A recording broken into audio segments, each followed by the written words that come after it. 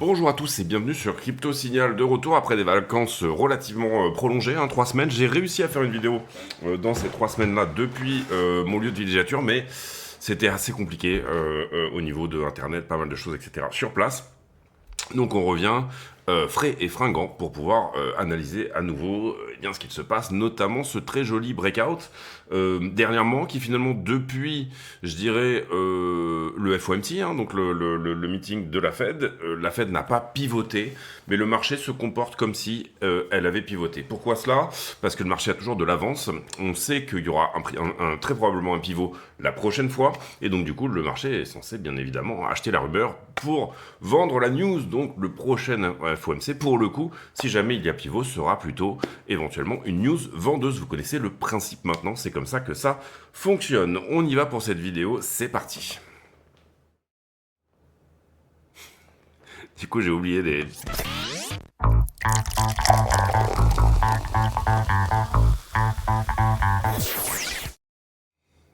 J'en ai perdu les réflexes, bien évidemment, habituels de transition. Bref, on commence par Monero. J'avais envie de faire cette petite aparté parce que c'est assez rare que je chill des alts. Celle-ci, on l'avait chillé vers le 11 avril, autour des 200 $. On avait dit belle accumulation de Wyckoff sur Monero. C'est assez rare que je chill des alts, donc du coup, là pour le coup, il y avait un petit coup à jouer, puisque Monero n'avait corrigé que 24%, alors que toutes les alts avaient corrigé plutôt 70%. Et sur Monero, dans la structure, ce qu'on voyait quand on était autour des 200 $ assez facilement, je dirais que c'était une target court terme ici sur les 300. Pourquoi ça? Parce qu'on avait un double bottom ici très propre, une accumulation de Wyckoff sur toute cette zone-là. On faisait le breakout, un petit retour à l'eau ici sur tout simplement l'inversion de polarité de quelque chose qui auparavant était une résistance et qui ensuite est devenu support. Réaccumulation de Wyckoff également là-dedans, donc target court terme sur cette réaccumulation ici de Wyckoff, 300 et quelques dollars touchés à la perfection. J'ai pas pris le trade, mais j'ai acheté du Monero au spot sur la zone des 200 $. Et personnellement, étant donné que maintenant il est à 300, ça se passe plutôt bien. La target ultime, et je parle ici bien sûr de target ultime sur Monero, on la verrait si on arrive à s'affranchir. Vous comprenez ici qu'il y a une zone de résistance sur la zone actuelle, c'est normal. Auquel cas, on aura un plus gros range ici. Mais on va dire pour l'instant, il a pas trop mal tenu son accumulation primaire, sa zone d'accumulation primaire, c'est-à-dire sa tendance haussière d'une certaine manière. On avait déjà un premier flag ici qui nous disait si je réitère ce qui s'est passé au départ, depuis le listing en fait finalement, et que je reproduis finalement ce qui s'était passé là, donc partir des 40 $ pour aller éventuellement sur les 1800 $, et également ici un autre flag, vous le voyez ici, qui nous donne à peu près la même zone. Donc j'ai une jolie convergence pour dire Monero dans la zone des 1800 à 2000 $, c'est possible. Maintenant, il faut bien comprendre une autre chose, c'est que si jamais on allait à 700, ça pourrait temporiser également. Attention, ici j'ai un alignement de top qui est assez propre, que c'est peut-être pas pour ce cycle-là que Monero irait à 2000 $. Pour certains également, la narration de la privacy est relativement dégueulasse à jouer, et je peux le comprendre. Pour d'autres, c'est l'utility token par excellence, puisque ça vous permet de planquer votre thune. Donc c'est... En soi, voilà, un coup à jouer, entre guillemets, mais c'est un risque à prendre également si jamais vous le jouez. En tout cas, zone de profit ici, sur le court terme, bien sûr, pour ceux qui ont pris du Monero au spot ici, c'est quand même une zone sur laquelle il faut se hedger très largement. Je dirais que à ce stade-là, sortir un tiers de sa position, pourquoi pas, puisqu'il a pris 30% depuis. Pour ceux qui ont accumulé cette zone-là, vraiment bravo, parce que là, pour le coup, c'était quand même un peu tendu de racheter toutes ces zones-là, donc vraiment bravo pour ceux qui ont acheté les 100 $. Pour le coup, il est assez facile à trader Monero au sens où, ici, vous le voyez, 100 $, c'était la résistance auparavant. Une fois qu'on la passe, elle réagit comme un support, se faisant typiquement pile poil sur le flag. Derrière, on revient retester le flag, vous le voyez ici, la distribution qui était en cours ici, elle vient à être retestée, et puis ensuite ça repart. Donc on peut éventuellement viser 2000 $. Globalement, et c'est ce que je mettais dans le tweet quand on a chillé Monero autour de la mi-avril, c'était que pour avoir un Monero à 2000 $, Monero en ce moment il est 24e. Donc pour avoir un Monero 23e, pour avoir un Monero à 2000 $, il faudrait qu'il touche la market cap de Avax par exemple, quand Avax était à son ATH. Donc c'est pas des choses qui sont relativement impossibles. Un retour dans le top 10 par exemple pourrait permettre très largement, en même temps qu'un bull run, pourquoi pas, pourrait permettre très largement à Monero d'aller sur ces zones-là. On continue avec les trades en cours. Alors en ce qui me concerne, ça se passe plutôt bien en ce moment parce que on a des reliquats de position qui fonctionnent très bien. Ça c'est des vieux reliquats, c'est des vieilles positions, mais on a laissé rouler un runner et qui lui va parfaitement aller chercher. Pour moi, ma target ici, sur ces runners-là en particulier, c'est 120 000 $. Je vais vous expliquer pourquoi derrière sur Bitcoin. Et puis, on attendait ce breakout, bien sûr, sur ETH qui est en train de se faire. La paire ETH-BTC est en train de très bien fonctionner actuellement, et c'est pour ça que je vous dis que pour moi, c'est pas la mise à jour Pectra qui est à l'origine de ça, mais je dirais plus, excusez-moi une petite seconde, excusez-moi pour cette petite interruption, et donc du coup, eh ben on va aller pivoter sur l'analyse de Bitcoin. Globalement, je prends une petite seconde, excusez-moi. Oui, donc globalement, tout s'est à peu près passé, on va dire, comme prévu. On a tenu d'une certaine manière la trend ici également long terme avec un léger renforcement, certes. On est venu chercher, certes, sous la structure, mais à partir du moment où on a fait le breakout, et je parle ici de celui-ci, on n'a pas nécessairement eu besoin de revenir, enfin on est sorti, je dirais, voilà, de cette zone de volume profile qui était assez vide, et on a, à partir du moment où on fait le breakout, je trouve en tout cas, et surtout où on casse cette zone ici à 88, une accélération du prix qui était plus ou moins prévue, hein, c'est-à-dire que pareil à ce stade, c'était un petit peu qui tout double. La question étant, je dirais, dans cette zone-là, je dirais même plus avant, ici, hein, quand on était à peu près par là, la question étant, est-ce qu'on revient faire un plus bas pour retester finalement le bas de ce volume profile, à savoir le sweet spot, c'était la question qu'on s'était posée également, et puis on avait aussi cette concordance, je dirais, à partir du moment où, de toute façon, on fait la cassure, ici, d'une target qui pourrait nous emmener à 120 000, puisqu'on avait ce très joli élargissement en descente, avec 1, 2, 3, 4... 5 en rotation partielle, on revient pas chercher le bas de l'élargissement, mais on fait une rotation partielle, ce qui est très fréquent sur un élargissement. Et puis ensuite, aujourd'hui, là, on a littéralement cette target qui est activée dans la zone des 120 000 $, puisque, je le rappelle, hein, sur un élargissement, on a tendance à prendre l'entièreté de l'amplitude de la figure, donc globalement toute la descente qui s'est faite au sein de cet élargissement. Ici, vous le voyez, là, hein, du haut au bas de la figure. Là, c'est même un petit peu mal foutu comment je l'ai mis, on est légèrement plus bas. Reporté, bien évidemment, au point de cassure. Donc ça nous donne une target légèrement plus haute, quelque part autour des 122 000 globalement. On peut compter ici la zone des 120. Dans également cette manière qu'on a eu finalement de casser et de temporiser sur une zone logique, c'est-à-dire celle-ci, qui était une zone logique également de résistance et de vente, au travers de ce 4 heures, qui désormais, bien sûr, vous comprenez que ça, on s'en est affranchi dorénavant, c'est ce qui, théoriquement, pourrait faire support à l'avenir, d'accord. Et également, on s'est affranchi de ce 4 heures-là. Je m'attendrai éventuellement dans l'idée ici, hein, puisque et j'en avais beaucoup parlé sur Twitter, malgré le fait que j'ai pas fait de vidéo, quand même cette idée d'une zone qui résistait un petit peu entre 96 et 98, et qui était également le point de contrôle, vous le voyez ici sur le volume, l'endroit où finalement, là-dedans, on avait fait le plus de volume. Et bien, dans cette zone-là, il y a eu d'abord une petite zone d'incertitude, c'était assez vendeur sur le spot, on l'avait vu d'ailleurs, hein, et puis finalement, on arrive à faire le breakout, et je serai relativement confiant pour m'avancer et dire que ceci qui auparavant était bien évidemment résistance pourrait désormais faire support.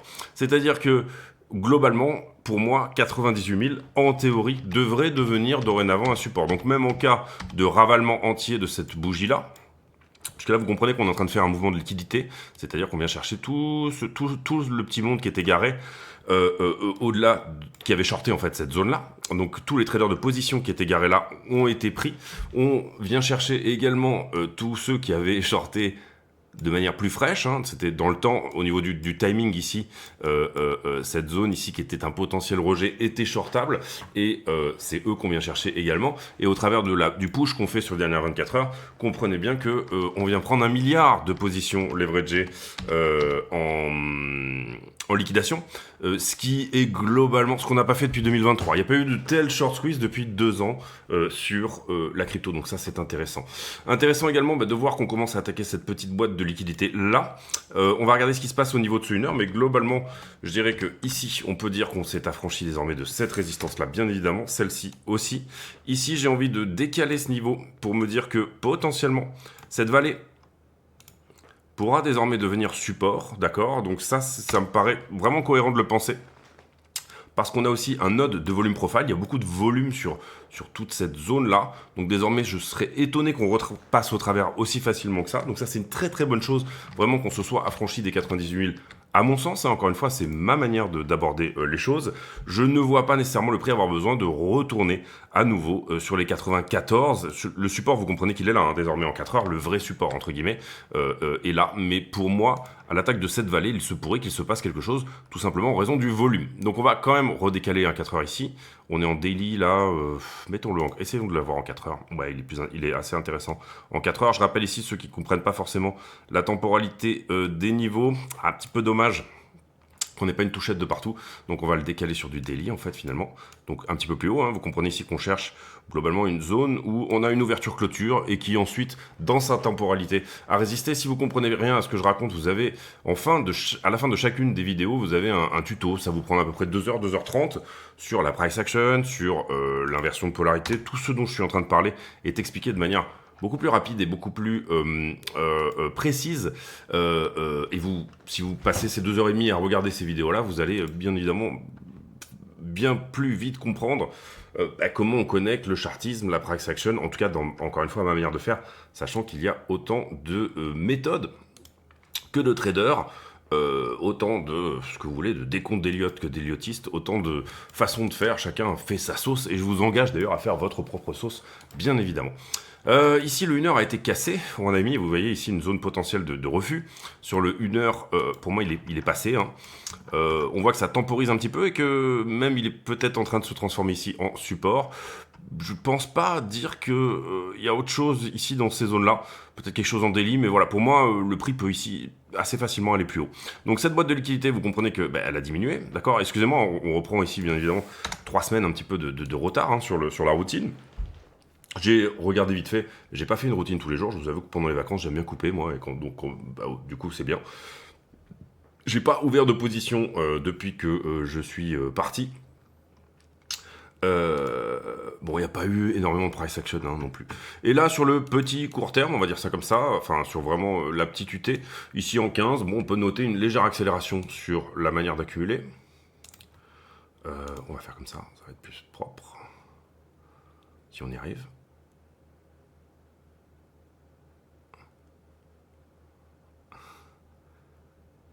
J'arrive pas à l'attraper.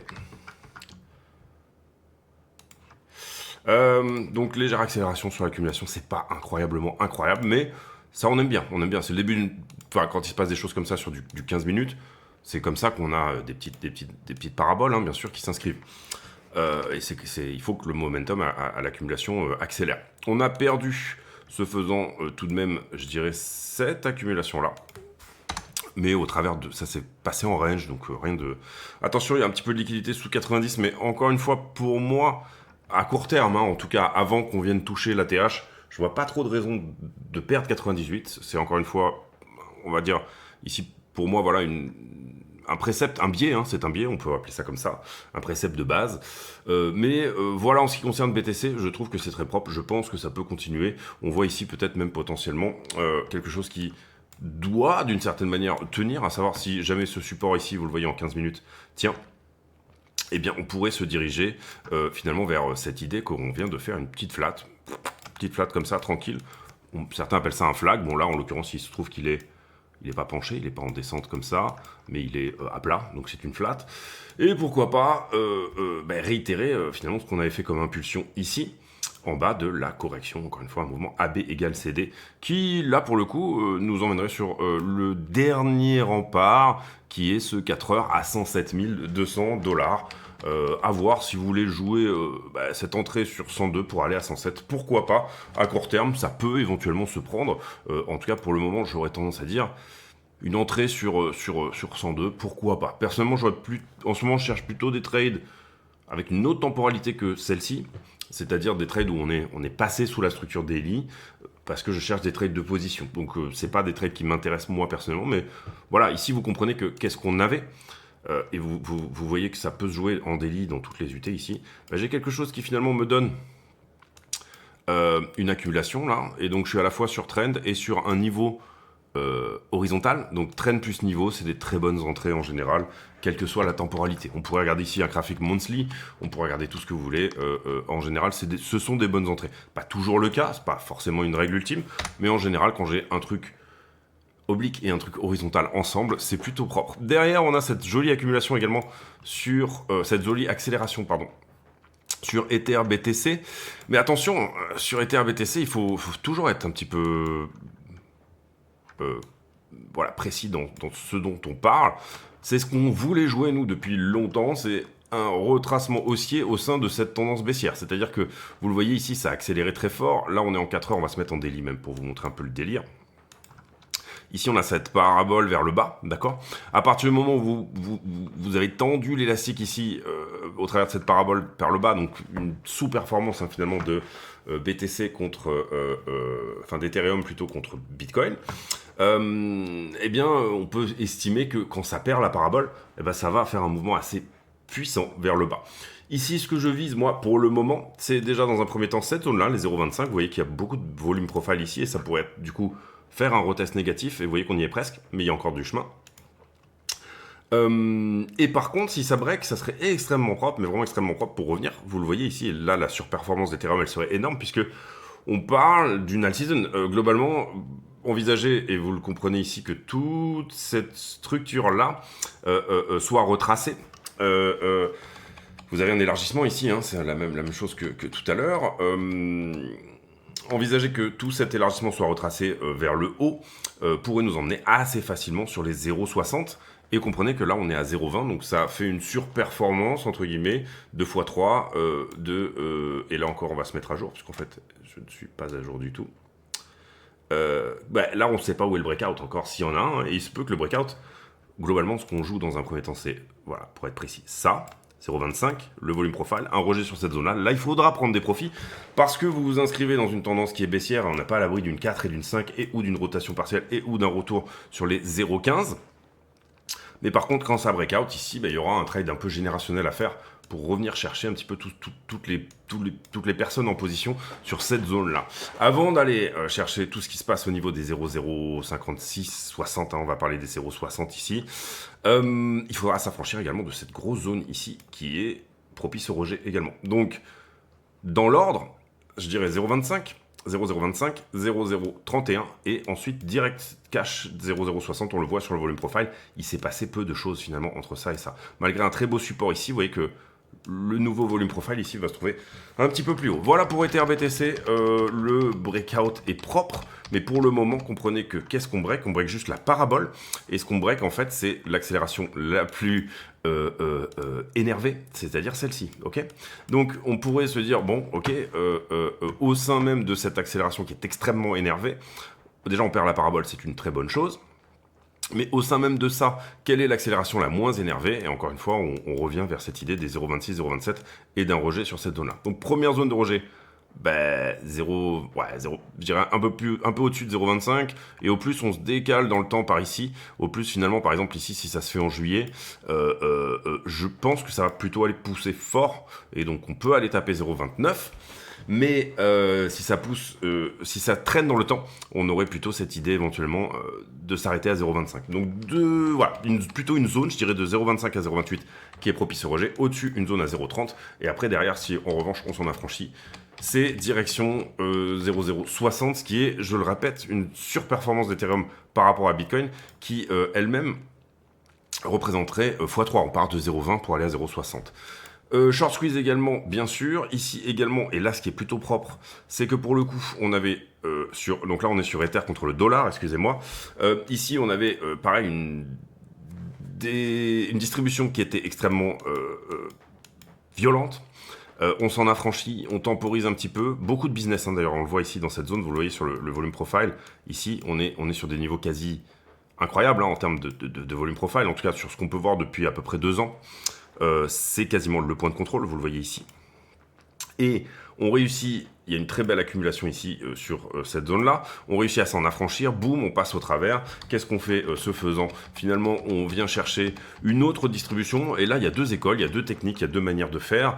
Il y a celui qui va travailler plutôt les points pivots, c'est-à-dire il dit, bah, j'ai cassé cette distribution-là, j'ai cassé cette distribution-là, globalement, je me dirige vers le point pivot, et là, ça nous donnerait 2715, à savoir qu'on y est peut-être bientôt.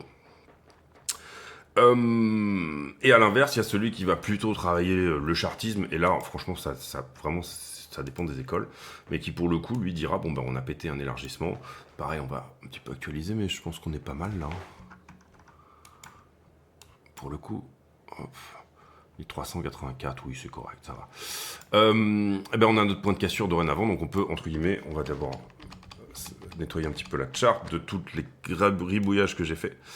On vient d'avoir notre cassure ici, attention à un retest éventuellement, hein. On n'est pas à l'abri de revenir retoucher, rejouer avec les 2000$, et notre target d'élargissement désormais elle se trouve autour des 6000$ sur Ethereum. Est-ce que j'active en allant à 6000$ des choses plus importantes? Ça dépend là aussi encore une fois des écoles.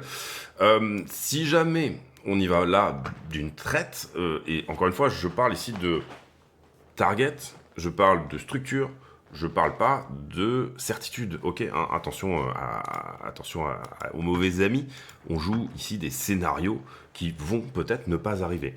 Mais globalement, ce qu'on peut voir, c'est qu'au sein de cette tendance haussière, finalement, on aurait ici un nouveau plus bas, plus haut que les précédents, qui pourrait éventuellement terminer une correction qui se serait faite non pas en flat, mais en flat et étendu, d'accord. On avait montré ici que globalement, c'était typiquement des très bons niveau pour une flat étendue, et on avait fait une grosse analyse sur Ethereum qui disait aussi que si jamais ça c'était une running flat, c'est une flat qui vient pas chercher sa racine. Sa racine, quand j'entends sa racine, je veux dire le côté paralléloïde. Une running flat, c'est parfois un triangle, parfois ça ressemble à un triangle en 3, mais bon voilà, globalement c'est une flat qui s'arrête au milieu. Et bien venir activer ici les 6000, c'est-à-dire venir prendre l'ATH ou à minima venir péter, vous le comprenez, la distribution qui est ici. Et attention, on n'en parle pas encore pour le moment, parce qu'on parle d'un Ethereum qui serait à 3680. C'est allé un petit peu vite en besogne encore, mais encore une fois, j'allais dire bien mal acquis ne profite jamais, mais c'est pas ça du tout. J'ai essayé de trouver voilà une expression qui puisse coller avec tout ça, mais globalement, si jamais c'était le cas, oui, ça active des choses assez sexy, au sens où vous avez plusieurs choses, bien sûr, qui se mettent en forme. Déjà, encore une fois, les 6000, et globalement, je dirais, la zone des 9000, au travers de tout ce qu'on peut voir, au travers de la figure. Certains ici pourraient y voir une tasséance, d'accord, d'autres une épaule, tête-épaule, pourquoi pas. En tout cas, en activant les 6000, il se pourrait qu'on active des choses un peu plus sympathiques. Et target ultime, encore une fois, sur Ethereum, les 20 000$, qui sont en fait cette idée que double bottom, hein, finalement, là, dans cette zone-là, running flat également. Celui qui veut vraiment, aller chercher le concept de juste avoir de l'opium sur Ethereum, de dire, bon, bah voilà, je sais pas comment dire, finalement, Ethereum c'est génial, c'est le turfu, etc. Pourquoi pas 40 000 qui serait la target ultime, qui encore une fois correspond finalement à une running flat même au travers de ça. Pour le moment, et attention à ça, elle est en train d'augmenter si jamais on casse, hein, si jamais on va à 6 000 encore une fois, globalement ça correspond à dire quoi? Ça correspond à dire tout simplement, regardez, je prends Ethereum ici, je prends l'impulsion que j'ai faite ici. Ici je considère, donc vous l'avez compris, qu'on peut faire une running flat. Attention, si on rejette ici, ce sera plutôt une flat. Donc revoir un Ethereum à 600$ n'est pas hors du scope pour le moment, même si on a une belle zone sur laquelle s'appuyer. Ici, finalement, on la voit, hein, elle est dans cette zone-là, elle est dans le volume profile, elle est ici, d'accord? Là, vous avez compris le concept. Mais si jamais c'était une running flat et que du coup, on réfléchit à la conceptualisation d'une AB égale CD pour le coup aussi, sans aller en bas du flag ici, c'est-à-dire ne pas venir là, et qu'on avait une belle poussée d'Ethereum, voire ici, encore une fois, l'Ethereum maximaliste pourrait éventuellement se dire qu'on serait quasiment sur un flipping, c'est un Ethereum à 63 000$ que vous pouvez viser. Globalement, restons pragmatiques. Pour ma part, je dirais que 9 000$ sur ce cycle n'est pas quelque chose d'extrêmement insultant. Je dirais que ça, globalement, c'est la cryptoisation du monde entier, avec un Ethereum qui nous fait pas un coup à la Netscape, hein, vous vous rappelez, ou Internet Explorer, vous voyez, ce genre de truc qui était à un moment donné le standard, mais qui finalement aujourd'hui n'est absolument plus utilisé. Voilà, il y aurait ici, et pareil, il n'y a aucun problème à être Solana Maxi, Ethereum Maxi. Je pense que l'idée ici, c'est simplement quand même prendre un scénario, le jouer, et ne pas s'engouffrer dedans non plus à 100%. C'est-à-dire, encore une fois, on prend des scénarios, on les joue, on dit, bon, bah là, je prends un risque de temps, etc. Mais il ne faut pas être non plus totalement... bah tiens, on va profiter du qu'on soit le 9 mai 2025, donc à savoir le 80e anniversaire de l'armistice. C'était hier pour chez nous et c'était aujourd'hui pour les Russes. Pour dire, il ne faut pas être un nazi avec son portefeuille. Hein. Soyez encore une fois, soyez désinvolte, mais restez mesuré, fuit toute extrémité et veut que l'on soit sage avec sobriété. On attaque la news. Globalement, j'aurais bien aimé faire un point sur l'inflation aujourd'hui, mais ça va faire une vidéo vraiment très longue. Donc grosso modo, bon, on a fait le point à peu près sur Twitter. Je vais pas reprendre ce qui s'est passé sur les 3 dernières semaines parce que j'estime que vous me suivez déjà sur Twitter. Donc tout ce qui est géopolitique, toutes ces choses-là, entre guillemets, que vous avez quand même suivi les choses. Surtout qu'il n'y avait pas de vidéo. Donc du coup, voilà, c'est un bon moyen de suivre. Et puis, voilà, élection d'un pape américain. Pourquoi pas ? Peut-être que justement le tweet de Trump là était prémonitoire entre guillemets, ou entre guillemets cette idée, qu'il savait peut-être déjà, pourquoi pas. Intéressant en tout cas, une identité mixée. Je me suis pas renseigné encore, hein. Franchement je suis rentré hier de vacances et j'ai pas encore vraiment regardé toutes ces choses là. Coinbase 10% des revenus en moins, mais la plateforme reste optimiste. Oui, pas de problème pour Coinbase. On voit qu'ils ont racheté Deribit d'ailleurs. Deribit, c'est le gros géant des dérivés. Coinbase veut, là je parle ici de ça bien sûr, Coinbase veut littéralement enfoncer la porte de ce qu'ils ont toujours raté à conquérir, à savoir bien évidemment les dérivés. Hein. Il y a déjà une partie qui s'est faite sur Coinbase Pro, etc. Il y a eu pas mal d'updates qui ont été faites dans ce sens-là. Coinbase avant c'était un peu la BNP de la crypto, c'est-à-dire le truc du bon père de famille entre guillemets, ou de la personne qui est un peu néophyte en crypto. Maintenant je dirais que c'est plutôt Swissborg qui tient ce rôle-là. Coinbase essaie d'avoir un truc un petit peu plus mixé, même si je trouve que la cible est, c'est un petit peu confus niveau marketing de ce côté-là. Mais ici le rachat Deribit, c'est le gros géant hein, bien sûr des options. Donc intéressant. Et puis également ici, Ethereum. Là ici on nous présente comme quoi c'est l'upgrade de Pectra. Personnellement je pense que c'est pas du tout le cas. Je pense que c'est simplement, encore une fois, le marché qui réagit comme si la Fed avait pivoté, parce que il y a énormément de chances que la Fed pivote au prochain coup. On va regarder du coup, bien sûr sur le CME. Qu'est-ce que le CME en pense? Prochain meeting, vous voyez, c'est dans 40 jours, donc c'est dans longtemps. Et pour le prochain meeting, à savoir juin, on a une bonne partie du marché qui finalement n'y croit pas trop. Sous-entendu, qui pense qu'on restera au taux actuel. Personnellement, je suis à peu près sûr, et je pense que le marché n'est pas dupe, que ça va pivoter en juin. Et en juillet, en revanche, 50%, donc un coin flip là ici du côté du marché pour penser qu'il y aura un pivot. De ce côté-là, bon, personnellement, je pense que, encore une fois, on reviendra là-dessus, et je pense que ces chiffres vont évoluer très rapidement. Globalement, qu'est-ce qui peut les faire évoluer? Le prochain CPI qui, lui, va sortir, je crois que c'est le 13 de ce mois-ci, donc si je ne me trompe pas, mardi prochain. Donc suivez bien de ce côté-là, qu'est-ce qu'il va pouvoir éventuellement se passer sur le CPI, et globalement, pour être quand même relativement complet par rapport à l'inflation, sur cet outil qui est l'outil de la fête de Cleveland, on nous annonce pour avril 2025, qui est le mois qu'on vient de passer, 2,34%. Grosso modo, les derniers chiffres... je crois qu'on était à 2,4, si je me trompe pas. C'est plus très frais, hein, on va aller regarder vite fait, mais c'est plus très frais dans mon esprit, toutes ces choses-là. Mais grosso modo...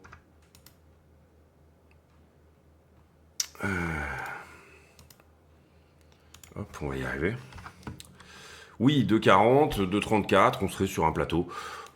Bon, ce qui serait idéal, on va dire, hein, à ce stade. Ça serait d'aller taper 2,18, ce que je pense pouvoir être le cas. Maintenant, on va voir ici, hein, encore une fois, donc être en dessous du consensus à 2,34. Je pense qu'on fera une analyse plus complète de l'inflation sur une vidéo sur laquelle on aura plus le temps. Ici, on est en train de rattraper un petit peu le temps perdu, puisqu'on n'a pas fait de routine encore une fois depuis un petit moment, et que ça me paraissait important de rediscuter un petit peu tout ce qui s'était passé.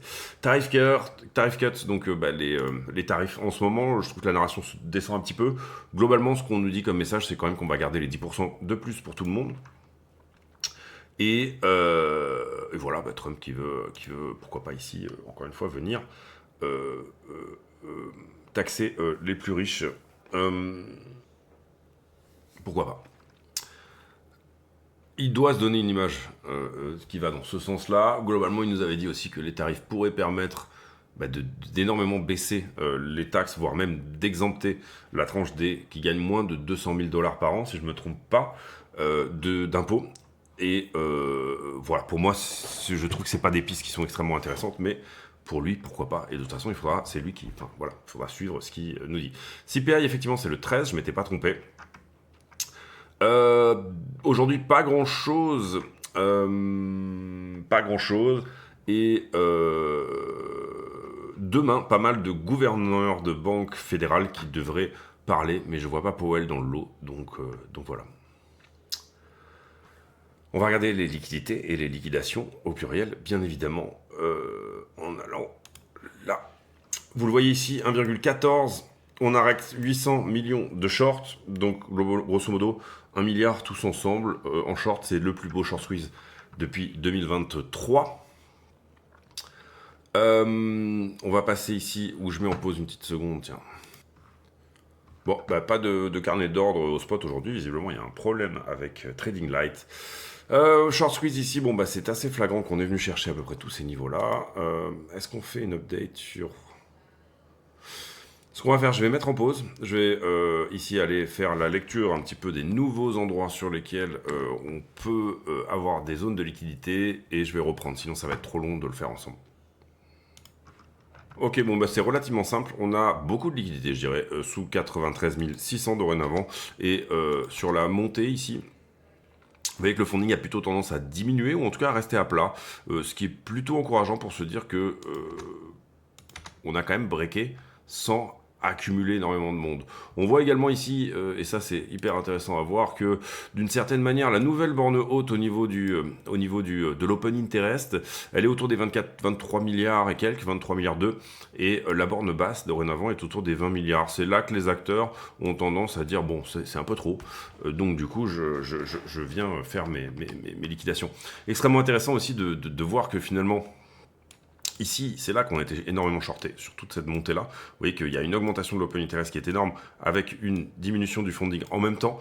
Et globalement, c'est également là aussi qu'il y a aussi quand même à l'inverse, hein, du long qui rentre. C'est pour ça que j'ai mis vraiment ce niveau ici qui est sous la structure pour moi en 2 pixels parce que voilà, je considère qu'il y a pas mal de monde au-dessus. Ici, j'ai pas le sentiment qu'on soit excessivement shorté en haut, donc je vais pas le mettre pour le moment.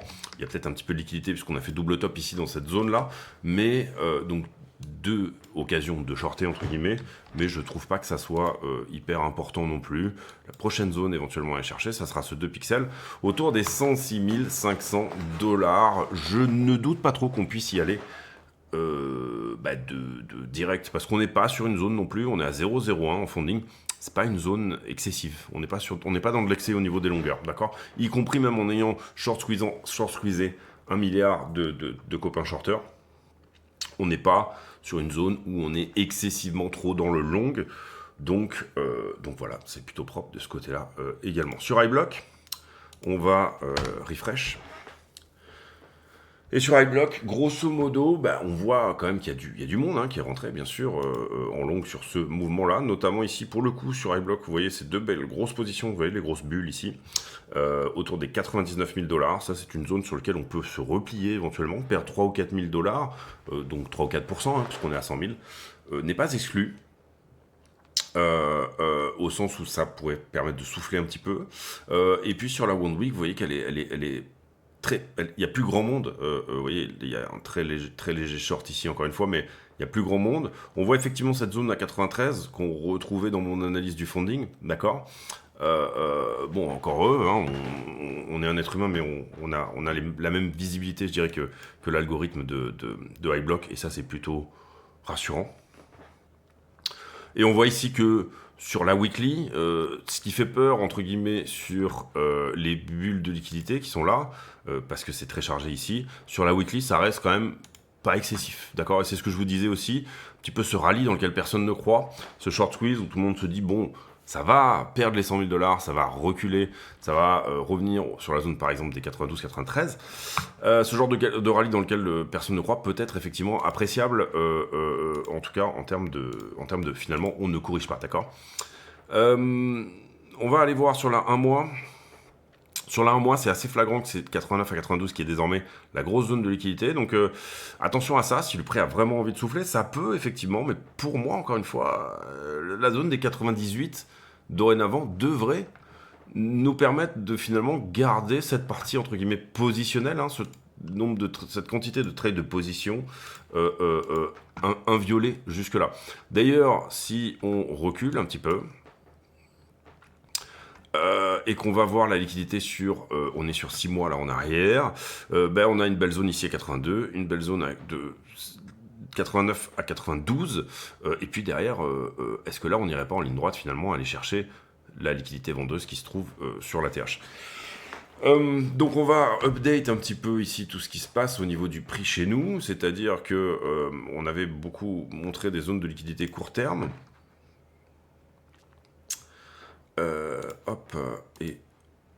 D'accord.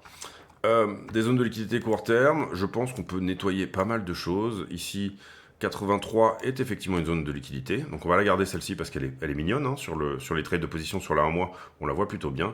Et ici, 88 à 91, c'est plutôt cohérent aussi. On peut la remonter, je pense, jusqu'ici. Voilà, en disant que globalement, voilà les deux zones qui sont sur la 1 mois vraiment relativement visibles. Et voilà la dernière zone éventuellement à aller chercher au niveau des shorters. Derrière, il faudra sur la TH qu'on ait un sentiment excessivement shorter et ou qu'on ait une conjonction avec un pivot de la Fed, un flush de liquidité, voilà ce genre de choses. Si on a du très bon fondamental, on peut pousser beaucoup plus. Si on n'a pas du très bon fondamental, on est bien sûr quand même en train de venir chercher une zone qui est une zone de rejet. Hein. Il faut pas se leurrer ici. Ça reste une zone de rejet puisqu'on a rejeté par le passé. Donc du coup, ça reste une zone de rejet. Il n'y a aucun problème avec ça. Mais on est tellement venu chercher à peu près tout ce qui se passait en termes de position depuis un certain temps. Bien sûr, des traders de position, vous en avez autour des 18 000 $, il n'y a pas de problème avec ça, mais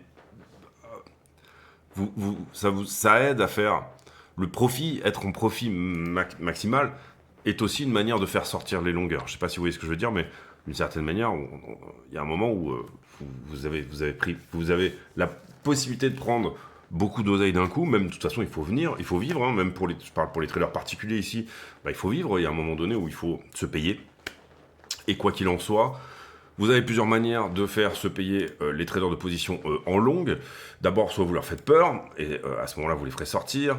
Soit vous les mettez en profit max, et à ce moment-là, vous les ferez sortir. Soit vous les mettez dans un funding qui n'est pas tenable, en tout cas pour ceux qui pratiquent du levier.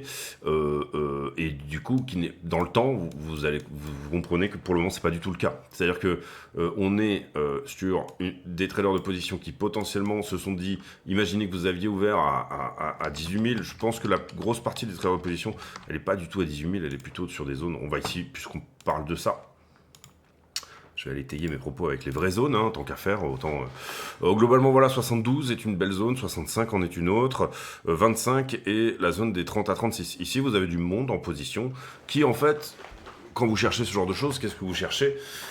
Vous cherchez à vivre sur la bête, hein, c'est-à-dire vous êtes rentré ici en levier sur telle ou telle zone, et vous cherchez petit à petit. Encore une fois, je vous ai beaucoup parlé des runners, de dérisquer les positions, etc. Toutes ces choses-là. Le principe de la trade en position, c'est quand même d'avoir un trade qui va vous rémunérer quasiment pendant un an, y compris sur un runner, d'accord. c'est ça l'idée, hein. Je veux dire, à un moment donné, c'est complètement ça l'idée du trader de position. En tout cas, ici, vous voyez que sur la structure, c'est assez propre, hein, 74, on a quasi retouché ces zones-là. Voilà, moi, je trouve que cet endroit, cette zone était vraiment sympa pour se reprendre.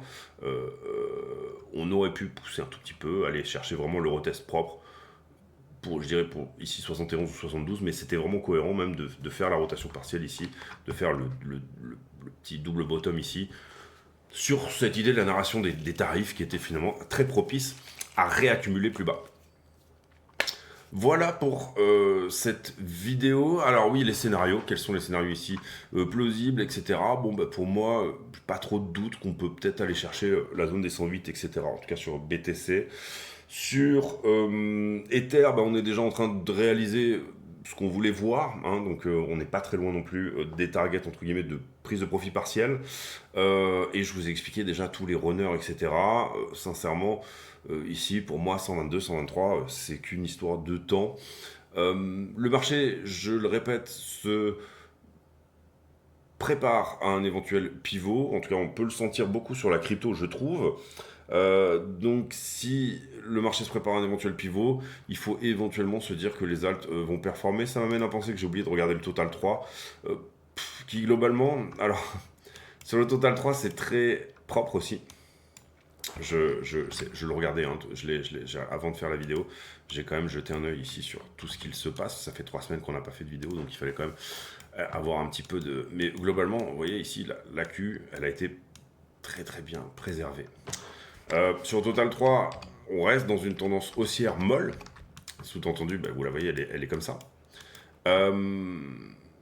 Donc le plus probable, là, ça serait de revenir à 27%. Sachant qu'on est là à 21 et que 6% de part de marché pour les altcoins de la part du gâteau, ça serait beaucoup. C'est déjà très beau.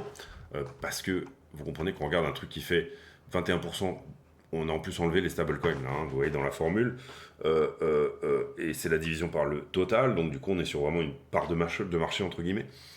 Et là vous comprenez que quand je parle d'altcoin, j'exclus Ethereum. Pour moi Ethereum n'est pas une altcoin, en tout cas à ce stade-là, c'est autre chose. Voilà, pour moi on a Bitcoin, Ethereum, les stablecoins et les autres. Je vois les choses un petit peu comme ça, et je pense qu'on peut pas nécessairement... Il y a des moments où on peut avoir une Ethereum season par exemple, sans avoir une altcoin season pour autant. C'est déjà arrivé. Et à l'inverse, on a eu aussi... C'est pour ça que c'est très bien de séparer, en tout cas je trouve, l'idée. On a eu l'inverse, c'est-à-dire qu'on a eu, à un moment donné, je ne sais pas si vous vous rappelez, mais on avait tous les dino coins, entre guillemets, les vieux coins, qui performaient très bien, à savoir Ripple, Cardano, etc. Donc on a eu une forme d'alt season sans que Ethereum, lui, pour le coup, ne performe. Donc c'est super intéressant de voir que finalement c'est le bon découpage, hein, d'une certaine manière, du marché, que de voir les choses un petit peu comme ça. Et globalement, malheureusement, on n'a toujours pas répondu, et on n'aura pas répondu tant qu'on ne vient pas chercher les 27% à cette question de dire est-ce que cette tendance un peu sur les altcoins molles est une réaccumulation ou une zone plutôt à l'inverse distributive pour aller plus bas. D'accord ? C'est un peu la question. Globalement, est-ce qu'on se positionne sur quelque chose qui va donner la même chose que ça, c'est-à-dire un plus bas ? Vous voyez que il y a quand même des similitudes, d'accord, et est-ce qu'à l'inverse, on n'est pas sur quelque chose qui peut éventuellement justement être juste un range de réaccumulation, boum, et 27%, on dégage et on repousse vers le haut pour aller prendre les 40% de part de marché et de dominance sur les altcoins. C'est un peu la question qu'on se pose, et tant qu'on n'a pas perdu ça ou mangé ça, on ne saura pas. Ce qui va se passer, c'est plutôt ça, comme on a eu là, ou plutôt ça. Et vous voyez que si jamais on perd l'accumulation, il y a une très belle réaction ici, hein, sur l'accumulation, il faut bien le comprendre. J'espère que vous avez compris que ce qu'on regarde, c'est le rebond des 2 derniers jours, là, ici. Hein. Là, le fait qu'on retrace et qu'on rebondisse pile poil sur l'accumulation qu'on a mis en avant il y a à peu près 2 ans, d'accord. On casse également de la distribution sur la route, pas trop de... À ce stade, si on devait se prendre une douille sur les alts, j'aurais tendance à dire que ça serait à peu près sur cette zone-là, les 0,22, d'accord. Si en même temps on arrive un peu sur cette zone-là, on voit que ça break out pas vraiment et que ça refuse, à ce moment-là c'est un retour sous la structure. Et pourquoi pas, si jamais on doit réitérer des choses qui s'étaient mises en place par le passé, à savoir, vous l'aurez compris, on parle de ça, et à ce moment-là, ces retours, et ce qu'on aura sous les yeux, c'est depuis toujours, en fait, on avait un range entre 12% pour les alts, 13% et 37%, d'accord, que les alts soient toujours en permanence. Donc ça, c'est une alt season, ça, c'est une Bitcoin season, si on peut appeler ça comme ça, parce que, en général, Bitcoin, quand on fait des mouvements comme ça, les alts corrigent plus vite que Bitcoin, et Bitcoin est lui plutôt en correction, mais il n'en reste pas moins que, on va dire ça, c'est une phase risk-on, voilà, on va plutôt parler comme ça, et ça, c'est une phase risk-off. La question étant, est-ce qu'on passe risk-on en ce moment? Sous-entendu, est-ce qu'on revient sur les 38 plutôt que d'aller se casser les dents sur les 12 ou 13%? Si jamais, en revanche, on venait à perdre l'accumulation qui est là, en général, vous voyez ici que qu'est-ce qu'on fait? On dit, bon, ok, on fait fi un petit peu de cette mèche-là, qui je pense est un bug d'ailleurs, et on dit ok c'était un flag, globalement c'est hyper propre en général, en tout cas sur les exemples par le passé, pour dire je réitère ce qui s'était passé auparavant, et là vous voyez que vous avez votre target tout pile, et ça se fait en quelques jours, et enfin en quelques semaines du moins, et c'est très propre. Donc voilà, gardons quand même dans cette idée que si ceci est une zone d'accumulation, il est extrêmement intelligent et intéressant d'accumuler. Et si ceci est une zone de distribution, il serait peut-être intéressant de continuer à accumuler en dessous. Ce qui veut dire, grosso modo, ici, essayer de laisser un peu quelques filets pour accumuler un petit peu du plancton dans ces zones-là, d'accord. N'hésitez pas ici, encore une fois, à lâcher des filets de pêche. Ça va vous obliger à quoi, finalement, à bloquer un peu du stablecoin, effectivement. C'est-à-dire à laisser des ordres ouverts, parce que ça peut se faire dans la nuit, ce genre de choses. Mais c'est vraiment pas bête, au sens où on sait que les alts, c'est les alts. Il y aura toujours, entre guillemets, pour les altcoins, une place qui sera prévue, une part du gâteau qui sera toujours entre, grosso modo en tout cas, de par ce qu'on a vu par le passé, entre 13 et 37%, d'accord. Donc, autant accumuler sur les 13, ici, ça reste quand même une très belle zone d'accumulation également. On voit ici, pour le coup, la distribution qui est break, qui est retestée. Derrière, c'est un peu poussif, je trouve. Si, pour le coup, on arrive à break ce qui se passe là, ça sera plus engageant pour éventuellement se dire qu'on prend le dernier train, là, ici, qui se passera entre 27 et 37%. Voilà, bon, dans tous les cas, je suppose que vous êtes quand même un minimum exposé sur les alts. J'espère pour vous, en tout cas, que c'est le cas, que vous achetez, ici, ces moments où on est dans les 20%. Et j'espère aussi que vous n'hésitez pas à avoir un petit peu de cash qui est prêt éventuellement à être déployé sur ces zones-là. Voilà, personnellement, je ne suis pas 100% exposé. En ce moment, je dois avoir une exposition qui doit être de l'ordre de quelque chose comme 80%. Entre 75 et 80%. J'ai pas refait le point dernièrement, mais globalement, c'est à peu près dans ces zones-là. Voilà, j'espère que cette vidéo vous a plu. Pour moi, ça peut pousser plus haut. Encore une fois, pour moi, je vois pas BTC perdre 98 000. En tout cas, c'est pas mon scénario privilégié à ce stade. Perdre 98 000 sans avoir touché 120. Et voilà, je pense qu'on peut désormais éventuellement s'appuyer sur 100 000, quoi. Voilà, 98, 100 000, ça peut être un bon endroit où s'appuyer. Même s'il y a de la liquidité sous 92, je vois pas le prix revenir sur ces zones-là, sauf, pas signe noir, mais voilà, très retour des tarifs, mais d'une manière vraiment extrêmement impulsive et véhémente. Voilà, ce genre de choses. Du très mauvais fondat. Entre guillemets, retour de l'inflation. Il y a eu beaucoup de... Alors, j'ai pas regardé le discours de Powell avant-hier, parce que j'étais dans l'avion, mais globalement, de ce que j'en ai vu sur les... Il faudra que je le regarde d'ailleurs, mais de ce que j'en ai vu sur la manière qu'avaient les gens d'en parler, c'est qu'il a beaucoup parlé de stagflation et d'incertitude. Donc, ça a été un discours qui a été plutôt hawkish. C'est peut-être pour ça d'ailleurs que, d'une certaine manière, le CME... le sondage du CME est extrêmement dubitatif sur le fait que ça va pivoter en juin. Je pense qu'il faut attendre le CPI ici pour se pour se prononcer. Et je pense que de mon côté, personnellement, je pense que ça va pivoter en juin. Je pense que ça aurait même pu pivoter en mai, que ça a hésité à le faire, mais que ça ne l'a pas fait. Encore une fois, il va falloir que j'aille voir le discours de Powell pour vraiment me faire une idée un petit peu plus précise. Mais voilà un petit peu pour moi les circonstances qui sont extrêmement favorables au ISCON dans lesquelles on est. Le marché n'est pas dupe, le marché ne se fait pas avoir et voilà, il y a des signaux qui ne trompent pas, entre guillemets. Est-ce qu'une récession est toujours sur la table est possible? Bien évidemment. Est-ce que le marché est en train de la pricer? Pas plus que ça. C'est-à-dire que là, pour le coup, on est peut-être sur quelque chose qui peut se passer, mais qui, pour moi, encore une fois, mon biais est que cette récession, elle n'est pas pour 2025. Elle aurait peut-être potentiellement plutôt tendance à arriver sur la mi-mandat 2026-2027, ce genre de moment. Voyons voir en tout cas et restons bien évidemment alertes et les yeux grands ouverts sur ces éventuelles possibilités, bien évidemment. On se retrouve demain pour une nouvelle vidéo. J'ai pour habitude en fin de vidéo de poser une question à la con, une question qui n'a rien à voir avec le prix du Bitcoin, mais qui nous permet de converser de choses et d'autres. Et en l'occurrence, la question à la con du jour, quelle sera-t-elle? Tiens, est-ce que vous avez peur de l'avion? C'est pas mon cas, personnellement, pas plus que ça. Au contraire, j'adore l'avion.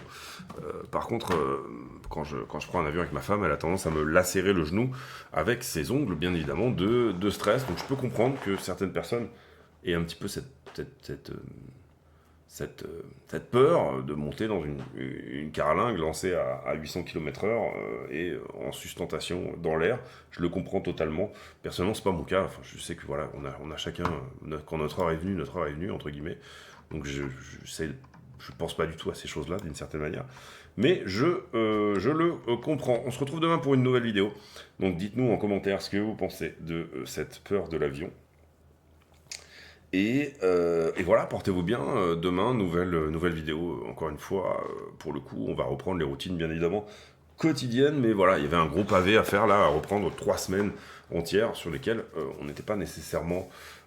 on n'était pas là. Hein, donc du coup, il faut remettre les choses au clair et à jour. On se retrouve demain pour une nouvelle vidéo. D'ici là, portez-vous bien. À très bientôt. Ciao, ciao.